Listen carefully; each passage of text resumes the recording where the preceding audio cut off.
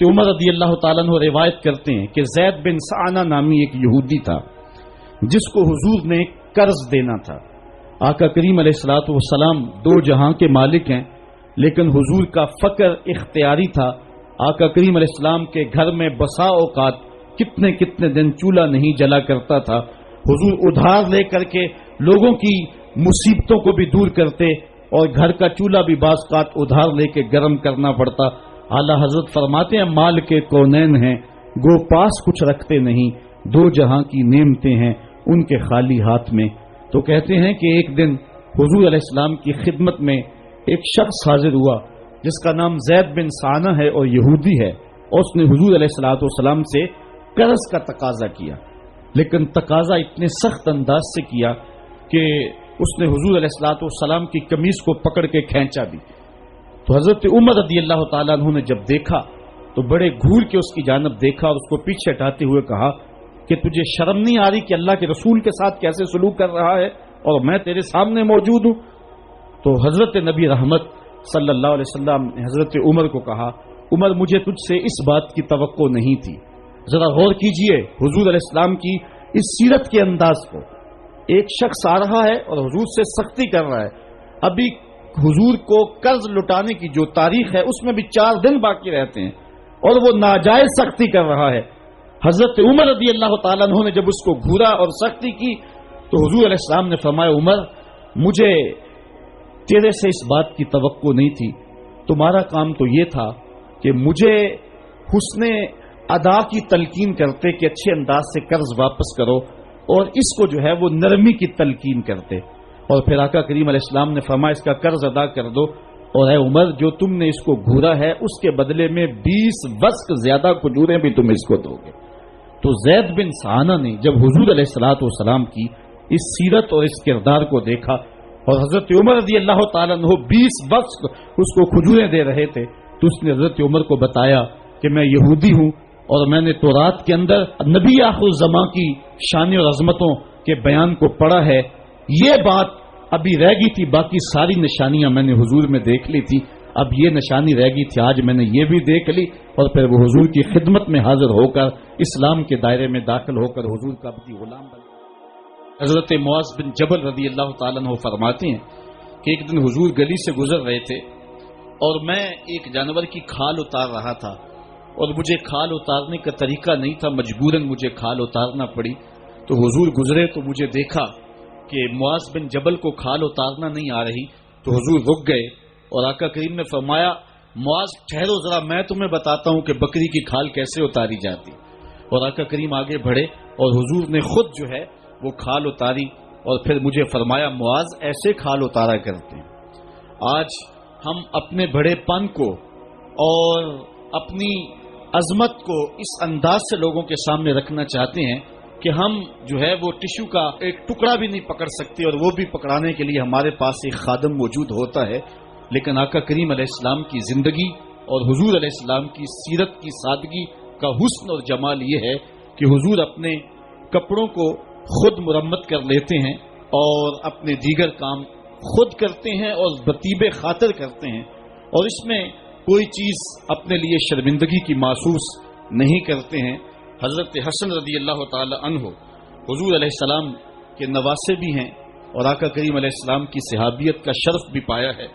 کہتے ہیں کہ کانا یجلس علی الارض، حضور علیہ السلام کی سیرت یہ ہے کہ حضور زمین پہ بیٹھ جاتے تھے.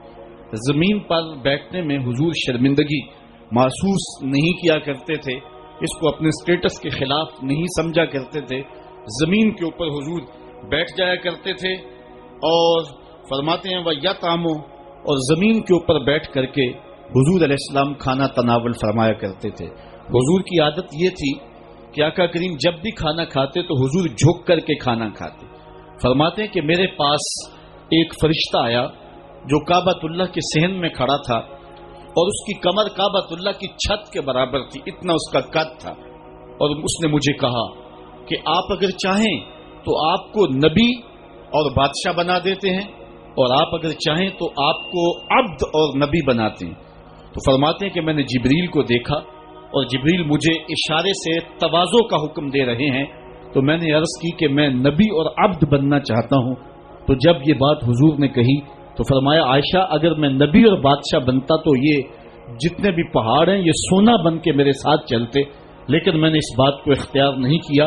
اور اس کے بعد حضور علیہ السلام جب بھی کبھی کھانا کھاتے تو حضور جھک کر کے کھاتے، جس طرح مالک کی دہلیز سے خیرات ملتی ہے اور کوئی خادم اس کو جو ہے وہ شکرانے کے طور پہ جو ہے وہ انتہائی عجز کے ساتھ کھاتا ہے، ساری زندگی حضور نے کھاتے اور پیتے ہوئے تکیہ نہیں لگایا، ہاتھ میں پلیٹ پکڑ کے اکڑ کے یا ٹہل کر کے یا جو ہے وہ بالکل سیدھے ہو کے نہیں، تھوڑا سا جھک کر کے بغیر تکیے کے حضور علیہ السلام کھانا کھانا پسند فرمایا کرتے تھے، اور فرماتے میں اس طرح کھاتا ہوں جس طرح بندے کھاتے ہیں، اور میں اس طرح بیٹھتا ہوں جس طرح اس کے عبد اور اس کے بندے بیٹھتے ہیں۔ یہ حضور علیہ السلام کا طریقہ ہے۔ ایک دن آقا کریم علیہ السلام ایک چٹان کے اوپر بیٹھے تھے اور حضور علیہ السلام قدید کھا رہے تھے، یہ خشک گوشت جو کر کے اس کو بعد میں جب پکایا جاتا ہے تو اس کو قدید کہتے ہیں، یا سرید تھی، حضور کھا رہے تھے تو ایک خاتون وہ گزری، اور اس کے بارے میں اہل علم کہتے ہیں کہ وہ بڑی زبان دراز تھی اور وہ مردوں کو بھی ایسی ایسی باتیں کرتی کہ لوگ جو ہے وہ اس کی شر سے بچا کرتے تھے۔ تو اس نے کہا کہ آپ تو ایسے کھا رہے ہیں جس طرح کے عبد کھاتے ہیں، تو حضور علیہ الصلوۃ والسلام نے فرمایا اگر میں عبد نہیں ہوں تو کون عبد ہے؟ فرمایا میں سب سے بڑا عبد ہوں۔ تو جب یہ بات سنی تو اس کے قدم رک گئے اور اس نے حضور علیہ السلام کی خدمت میں عرض کی کہ حضور آپ پھر اکیلے ہی کھا رہے ہیں، مجھے بھی کھلائیں۔ تو حضور نے ایک لقمہ اٹھایا، فرمایا لو تم بھی کھا لو۔ تو اس نے کہا یہ نہیں، بلکہ جو آپ کے منہ میں ہے میں وہ کھانا چاہتی ہوں۔ تو حضور علیہ الصلوۃ والسلام نے اپنے منہ کا نوالا نکال کر کے اس کے منہ میں ڈال دیا۔ تو کہتے ہیں کہ اس کے بعد کبھی بھی اس کی زبان پر کبھی فحش بات آئی نہیں تھی۔ حضور کے جوتے کی وہ برکت تھی اور اس کا وہ فیضان تھا کہ اس کے اندر ایسی روشنی ہو گئی۔ پہلے وہ سخت لعان تھی، گالیاں دینے والی تھی اور فحش گفتگو کرنے والی تھی، لیکن حضور علیہ الصلوۃ والسلام کے جوتے کی برکت سے اللہ تعالیٰ جل شانہ نے اس کی زبان کو حسن بھی دے دیا اور جمال بھی عطا فرما دیا۔ تو حضور علیہ الصلوۃ والسلام کی عادت تھی کہ آقا کریم زمین پہ بیٹھ کے کھاتے، جھک کے کھاتے، فرماتے میں ایسے کھاتا ہوں جس طرح عبد کھاتے ہیں۔ وَيَلْبَسُ الْغَلِيظَ، اور آقا کریم علیہ السلام موٹے کپڑے پہنتے تھے، باریک ترین کپڑے پہننے سے حضور نے گریز کیا ہے۔ اور یہ وَيُطِيلُ الصَّلَاةَ، اور حضور کی نماز لمبی ہوا کرتی تھی۔ وَيُكَسِّرُ الْخُطْبَةَ، اور خطبہ حضور مختصر فرمایا کرتے تھے۔ وَلَا يَعْنِفُ أَن يَمْشِيَ مَعَ الْأَرْمَلَةِ وَالْمِسْكِينِ فَيَقْضِي لَهُ الْحَاجَةَ، اور حضور علیہ السلام اس بات میں کوئی شرمندگی محسوس نہیں کیا کرتے تھے کسی مسکین، کسی لاچار، کسی بیوہ، کسی یتیم اور کسی مسکین کے ساتھ چلیں اور اس کے کام آئیں اور مصیبت میں اس کا دکھ بانٹ دیں اور اس کی حاجت کو حضور پورا فرما دیں۔ یہ حضور علیہ الصلوۃ والسلام کی سیرت کے وہ روشن پہلو ہیں کہ آقا کریم علیہ الصلوۃ والسلام کی سیرت زمانے کے سامنے ایسا نور بانٹتی ہے، ایسے اجالے پھیلاتی ہے۔ ایک شخص نے حضور علیہ الصلوۃ والسلام سے وعدہ کیا کہ آپ یہاں رکیں اور میں ابھی آتا ہوں، تو آقا کریم علیہ الصلوۃ والسلام اس کے انتظار میں وہاں رکے۔ 3 دن گزر گئے اور وہ نہ آیا، چونکہ حضور وعدہ کر چکے تھے کہ میں تیرے آنے تک یہاں رہوں گا۔ تیسرے دن اس کو جا کے یاد آیا تو وہ واپس پلٹا، تو آقا کریم نے جواب میں صرف اتنی بات کہی، آپ نے فرمایا یا فتح قد شککت علیہ، اے نوجوان تو نے تو مجھ کو مشقت میں ڈال دیا،